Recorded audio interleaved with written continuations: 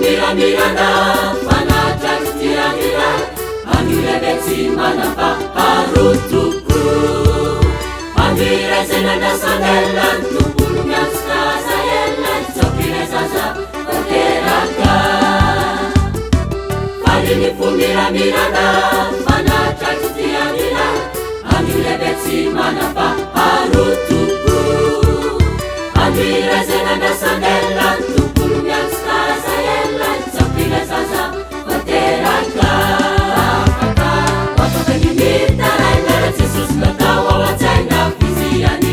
tompony fiainana natinoely fankalazana fa tsy mba fanaovana dalàna ny fiainatao fimendrika afaka nimitarainara Jesosy natao ao an-tsaina fiziany tompony fiainana natinoely fankalazana fa tsy mba fanaovana dalàna ny fiainatao fimendrika.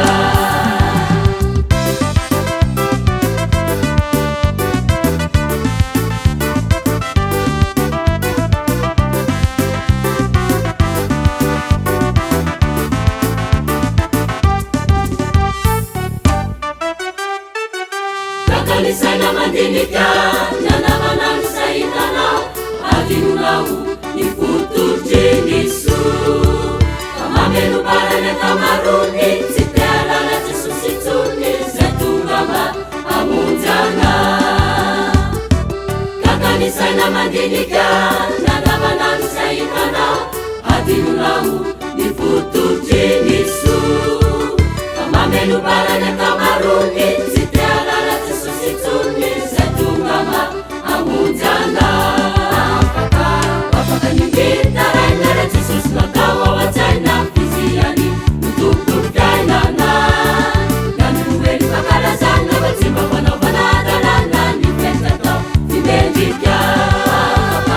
afaka nimitarainara Jesosy natao ao an-tsaina fiziany tompony fiainana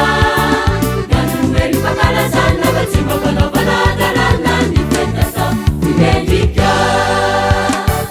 Zao reno afatra ataoko anao orikiako sineny eo mba havelao nisy kiara sy toka de tsy masoa mandao hiariteran'ilay tsy to fa ny andro noely fankalazana tsy fanaovana revy sy adalàna fitiavana ny tena ny tety ka andao hiariteran'ilay mesie.